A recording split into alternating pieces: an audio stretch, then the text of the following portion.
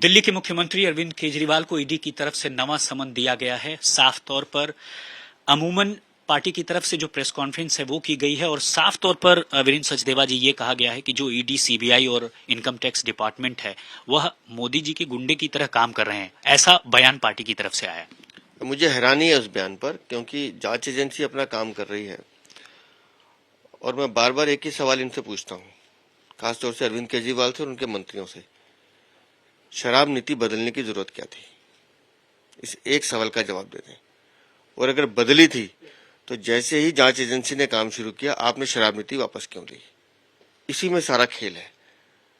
और क्योंकि खेल खुल चुका है इसलिए किसी न किसी तरह से आरोप प्रत्यारोप करके अपनी खाल बचाने की कोशिश की जा रही है। और जिस तरह की भाषा उनकी मंत्री बोल रही है वो आम आदमी पार्टी का चरित्र है, उस पर मैं कोई टिप्पणी नहीं करना चाहता। कहा यह भी गया है कि चुनाव से ठीक पहले केजरीवाल को गिरफ्तार करने की एक साजिश है। देखिए, चुनाव तो आ रहे हैं, शराब नीति का घोटाले की जांच तो 1.5 साल से चल रही है, तो लगभग उनके उप मुख्यमंत्री जेल में है, सांसद जेल में है। अरविंद केजरीवाल बता देना, अगर शराब नीति में घोटाला नहीं हुआ तो उनके दोनों मुख्यमंत्री, उप मुख्यमंत्री और सांसद को बिल क्यों नहीं मिल रही? 2 दिन पहले भी साउथ लोग एक नेता के कविता गिरफ्तार हुई है। कड़ी दर कड़ी उस घोटाले की परतें खुल रही हैं।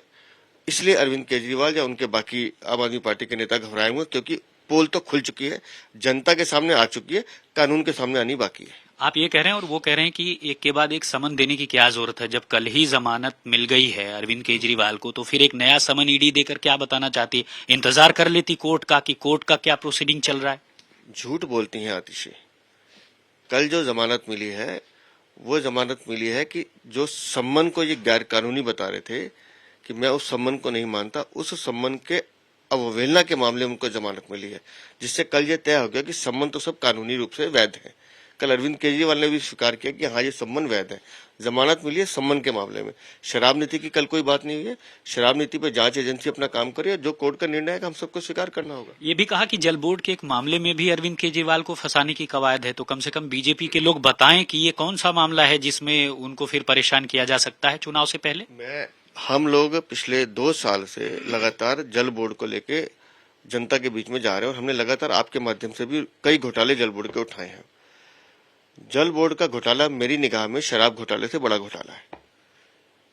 जो जल बोर्ड, जब ये आम आदमी पार्टी सरकार में आई थी, एक फायदे का सौदा हुआ करता था, आज 80,000 करोड़ के घाटे पे है।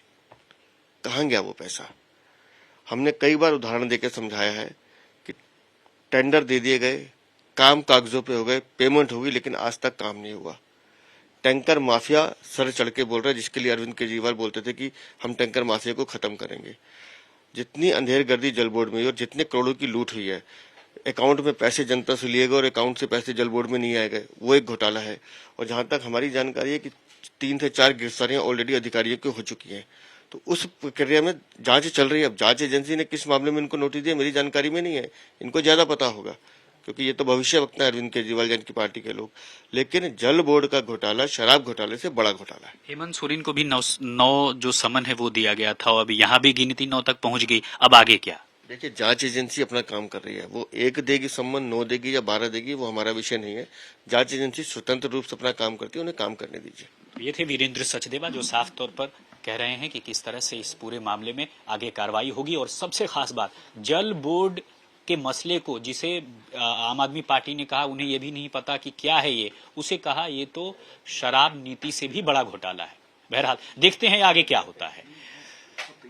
अजय कुमार सिन्हा के साथ राम किंकर सिंह, आज तक के लिए।